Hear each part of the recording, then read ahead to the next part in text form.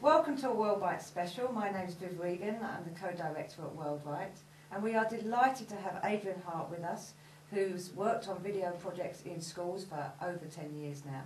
And a special welcome to our studio audience, who are all volunteers. We'll be discussing Adrian's call for an urgent examination of anti-racist policies and the regulation of school life. So, can you kick us off then, Adrian? Well, in my report I identify a brand of top-down official anti-racism in schools, particularly on primary schools, but also the school system as a whole. And what I'm really saying is that kids are instinctively colourblind and more ethnically mixed than they've ever been before. They can do anti-racism by themselves. And the problem that I identified really was that teachers and schools are under government pressure to find racist behaviour where there isn't any. Serious cases of real bullying are rare. In fact, I would say today, compared to the past, it's the infrequency of those kinds of cases that make them so shocking to us. And so I identified, in a sense, that there's a kind of dragnet being used, using racist incident reporting policy that nets in, using a zero-tolerance approach, vast amounts of trivial name-calling and playground spats that become elevated to a definition of racism that is entirely inappropriate to the world of children. And the consequence of that is that schools find themselves, and teachers in particular, having their authority and their professional skills wrenched away from them in favour of the obligation to reach for incident report forms and to honour their commitment to their local authority to produce those statistics. And it gets worse than that, because I found myself in these schools precisely because those racist incident statistics had created a kind of myth of racist kids that was then used to justify the intervention of workshops on race awareness and racism awareness amongst primary age children.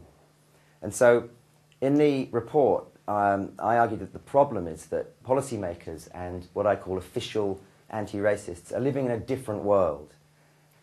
I find myself having to say to my critics, listen, you know, the playground is a messy place. It's fizzing with friendships, falling out, making up, teasing and banter.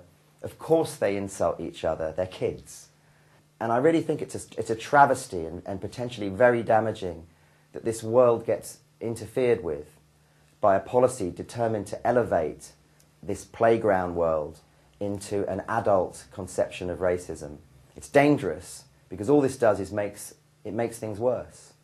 As children start to take on board the idea that race really matters. I'm trying to say, leave the kids alone. In more and more primary schools, they're inventing this amazing version of anti-racism in process. All adults are doing, forced by government policy, is to sort of collapse onto that process, a set of managerialism that's much more based in making the government feel good about itself, you know, and sort of being seen to be anti-racist and so on. And I want to big up children and defend their right to be kids and not be re-identified as miscreant little mini adults. And I want to really big up schools and say, let's trust them a bit. You know, let's trust teachers and head teachers to use their professional skills to know when there is targeted or sustained bullying taking place and to intervene and deal with that. I think that sort of sums up the report. Do you think there's racism in this school? No, I think this school's quite a good school. Not really. Anti-racism used to be challenging the very notion of different races and saying that there's one human race and fighting for political and social equality. In the late 80s and early 90s, when I was involved in anti-racism campaigns in the East End, and it absolutely was about kind of like fighting sort of shoulder to shoulder with black and Asian communities for the right to be considered equal under the law and to not be discriminated against. And so equality and sort of sameness, the right to be sort of considered as human beings together, was really an essential part of that. And so somewhere in the kind of process of the collapse of political thinking, in a sense, and a new identity politics, the young drama tutors I was working with were just thinking, oh, that's really weird, because you're saying that it was once about the fight for the right for sameness, and we're saying that it's the fight for the right to be different. And I think that that's kind of almost sums up something about multiculturalism. I'm a huge kind of fan of the lived experience of multicultural Britain. I think bring it on, it's brilliant. But the politics of multiculturalism over a number of years has introduced this idea of the celebration of difference in and of itself. And so what we found ourselves doing in these primary schools was just listening to kids. Yeah, of course, they were absolutely fascinated in difference, but not racial difference, all difference. They were putting their hands up and saying, but, you know, miss, we thought it was what's on the inside that counts. And these drama tutors got into a right mess with that one, because they didn't quite know what they wanted to say about that. And all they could do in the breaks afterwards is just kind of say, well, the thing is, they might think that race doesn't matter, but it kind of does. We know it does. It's somehow important to our sort of psychological well-being in some sense. But then you had white kids going, well, does that apply to me as well? You know, and they were like, you know, like we're hope for the bell to ring quite soon, you know. But they were also kind of doing this thing where even though there was no evidence of racism, we couldn't find evidence. These kids were sitting in this sort of little Big Brother box that we created in the school one by one, and just saying, well, this is a great school, I love it. You know, the black kids and the Asian kids and the white kids was just... And so the drama tutors were feeling that, oh, they must be in denial, you know, because, you know, racism's everywhere, isn't it? I mean, you know, they're a little bit racist, aren't they? I'm a bit racist, you're a bit racist. The world's kind of like, it's all sort of hidden, isn't it? It's unwitting, it's kind of deeply embedded in our consciousness. I just think it's time to wake up to what's actually going on in this generation. This is a generation that's uniquely placed to transcend race. Okay. Adrian, you mentioned in your speech that teachers at school, they're often forced to actively show how anti-racist they are, and that there is a certain pressure to report incidents on racism. So if you could just clarify, what do you mean by incident of racism, and how is racism defined? What are the parameters? What do we decide to be racism or anti-racism, and what do teachers get as a guide towards identifying whether a child is being a racist or not? Thank you. Adrian, I was going to quickly ask you about how you said kids are instinctively colorblind, which I completely agree with. But my question is, at what stage do you think a child actually develops color awareness? And at this stage, I think that in terms of the society in which we live in, it has been long racialized. At some stage, they will become aware of these differences in color and what makes one different to the other. Is there a point when older kids should be taught about this, or these anti-racist policies should come into force in secondary schools perhaps, or a bit later on? It has become a kind of absolute requirement placed on schools by local authorities to identify and report racist incidents using the recommended definition of a racist incident, which is any incident perceived to be racist by the victim or any other person. The pressure on teachers is to kind of almost bypass their sort of common sense kind of professional skills about these things that they've always had in terms of like keeping the radar on for kind of serious cases of bullying. I wouldn't say these are examples of racism, but they may be serious cases of bullying. And schools have a good record of being able to deal with it. But the problem with policy is it kind of encourages teachers to forget about their common sense ideas about these matters and simply just err on the side of caution, because the local authorities will say to them, if you are not identifying and recording racist incidents on a form, I've got two in the report, where 7-year-olds have used terms like white trash or chocolate bar in the playground. And this has to be written up, letters to parents, and the form is sent to the local authority. And the head teacher was saying, you can't win this one. If you don't send in these incident reports to the town hall, they will criticise the school for, they'll consider that there must be a problem of racism in the school because they're not noticing it. So there is like an average amount per month of the reports that are supposed to come in, or it's not as it's almost that. Basically, the thinking is that Britain is kind of institutionally racist. Through the Race Relations Amendment Act, it became a duty placed on all public bodies to operate this open-ended definition. And Can I pick you up a little bit on, yes. on the definition of racism?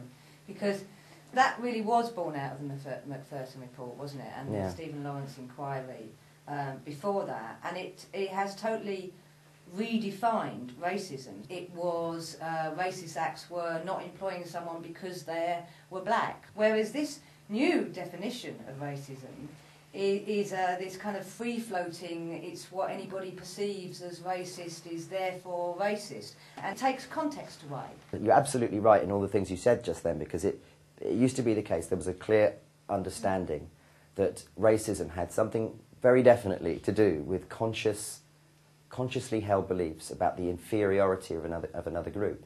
And what and the tragedy of what started as the fight of the Lawrence family to get justice for their murdered son with the Macpherson inquiry is that by the time the inquiry produced its report, there was something else that had taken place, which was very convenient to the government because it basically relocated racism from our previous understanding of it having something to do with the state, something driven along by the police, by magistrates and courts and so on, and almost kind of created a sort of psychobabble kind of version of what racism is. Somehow it's unwitting and hidden.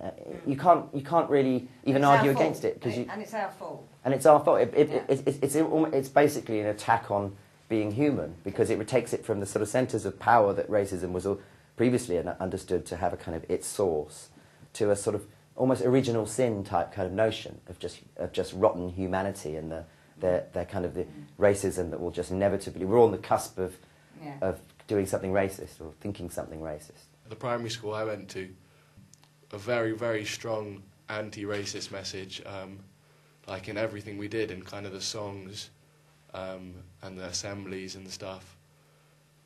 It kind of, when we were faced with kind of a racist attitude, say, whether it was from our parents or from other people in the community that may hold kind of these attitudes, we did have something other from outside to face it with. To accept our differences is very, very important to then not caring about them. Because we do have differences, but the thing is not to care. You also said that there is no evidence of racism in schools, and this just surprises me because I had other experiences as a kid. I'm from Switzerland, and I grew up in a quite multicultural surrounding, and I would say there were racist kids, and I would just like to know, how did you come to this conclusion that there is no evidence? Is that just based on your interviews that you led with the kids? Well, changing the subject a little bit, just surprises me. Like a couple of weeks ago, I just went to do an enrollment, for a course, and actually they were asking, just like based on the idea of giving equal opportunities, right? You have like to choose which is your background, right? So it's like you have like different types of British, like white British, white Irish, white any other. Later you have like Chinese, white Asian, African, Caribbean. Well, many chances, right? So it's like the point for everything is like, I'm just coming to study French. So what's the point of this? I don't know. Like, this surprises me a lot. So what's the point of this? Why do I have to choose what am I? I partially agree with the notion of kids being kids, because I know from experience that children can say things because they know they will hurt other children just to be nasty. But when do you think that becomes more sinister, and how do you distinguish between kids being kids and actual racial incidents with malicious intent? Well, if there is no clear definition of this racial incident, because that's what I understood, do the teachers know what they are doing? I mean, they only sort of subjectively decide, what to put in those reports, and what is the use of the reports for the local governments. I mean, what are they doing with this, and how is it taken further? I was just wondering, I kind of got the idea from what you were saying also, is that like there's that kids do have the notion of difference, but that doesn't go actually like to, okay, you're black, so that means you're inferior, so they don't have that institutionalized way of thinking that actually makes racism instead of just noting difference in a very normal human way. So when does it become dangerous? And I would see that as the moment when you actually institutionalize it, and I think that happens by the anti-racist policy, because you actually give them that institutional framework. I was wondering whether you agree. And I wanted to pick up on something you said about, I think, did you say 20 years ago, in the 80s, you were in the East End fighting shoulder to shoulder for equality, and now that has changed, and perhaps we're trying to celebrate difference. Do you think that the fight for equality has ceased because the legislation is in place to support equality as much as it possibly can, or that the government's done everything it can under that guise to kind of make people more equal, and perhaps that's why there is less racism now, because of things that have been done in the past? The thing about colour, the phrase colourblind has come up a number of times. I mean, for me, when I assert that, from my observations, that children are instinctively colourblind, I'm not meaning that in a literal way, in the sense that they don't at some stage in their development notice all sorts of differences, including, I mean, of course, skin colour is obviously implied by the term colourblind. It just means that it doesn't matter to them. It's just not important to them. And the problem with official anti-racism, in the way that I've described it, this kind of obligation on schools around reporting racist incidents, however trivial, and to then find that the statistics trigger workshops, DVDs, books, and a requirement to have assemblies on these matters, is itself a racializing process. I think that our roots, where we come from, affects our personality, and that's why we should know where we come from. And I think differences are nice. I mean, differences are something that make the life interesting. It's positive that we have different races, and I think we should, like, if race or cultural differences are brought up in school, I think teachers should just talk about it in a way that these differences are something positive, and there will always be differences. Of course, they don't have to focus on that. I would really argue with you about roots being very important. It is if I want it to be. It's not as a society-wide thing, and it means that we ignore inequalities. You know, the British government is still doing draconian immigration controls. I just wonder what you think, because when I work in schools, I do work in secondary schools as well, the message I continually get from children and young people is like, for God's sake, stop asking me where I'm from, ask me where I'm going.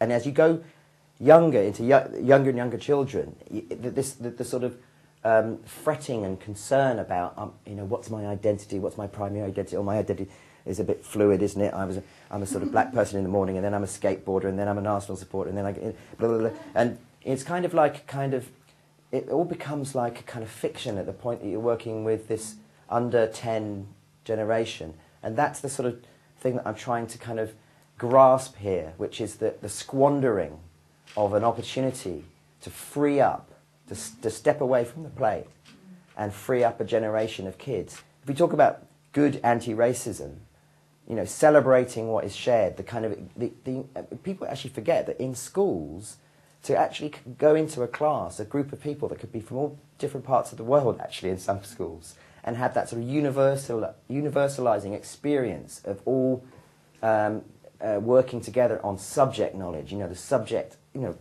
the very stuff of schools itself, in powerfully a sort of like unifying experience.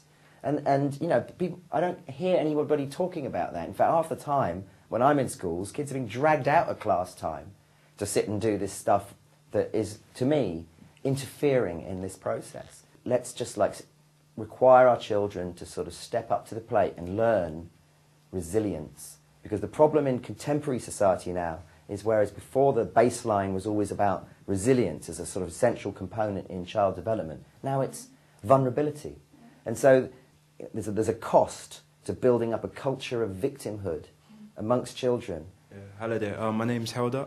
Basically, what I just wanted to make a comment on is that I've got an 8-year-old brother, and you know, he goes to this primary school, Mandeville Primary School, and I don't want him to see too many differences. I want him to grow up as a child and just be colorblind. You know, I know he already knows that. There's different children. He understands that. You know, he has friends from different backgrounds. I want him to be someone, you know, to perform without limitation, no matter, you know, what colour he is or whatever. I want him to be the best person that he can be. I've just got one very quick question. What do you think about citizenship classes? Because that's like the flip side of, you know, what you're talking about with anti-racist policies, or supposedly the flip side, and the discussion around Britishness in schools as well. Well, I really liked your point. The last thing any child needs is to be sort of told that there's a kind of like life-limiting kind of ceiling on what they're able to achieve. And it's particularly mind-blowing when I work with these boys in South London who don't have vivid experiences of personal experiences of racism to tell me about, but do have a complex of a kind of version of black identity that's all organised around sort of victimhood, in the sense that school isn't for them and the world isn't for them. And what I have in my mind all the time is that these kids have sort of come of age from sort of primary to secondary, and it's impacting on them, this kind of like, this sort of negative kind of victim mentality in a really bad way.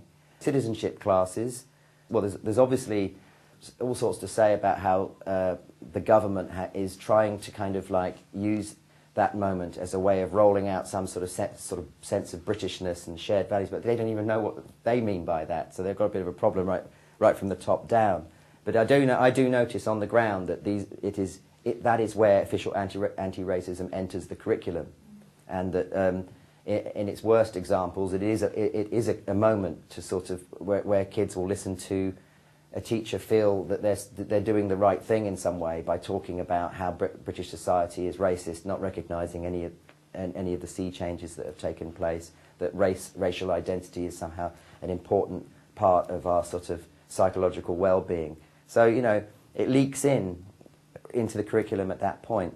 I love what you said about ethnic classification, because, of course, the very fact that we can say that in London, if we take the under 5 age group, over 40% of under 5s have mixed race parents. It's mind-blowing. I mean, you just have to do the math. There's something that's taking place in a new generation of children that is actively getting held back. Thank you very much indeed. That was very, very illuminating. Thank you.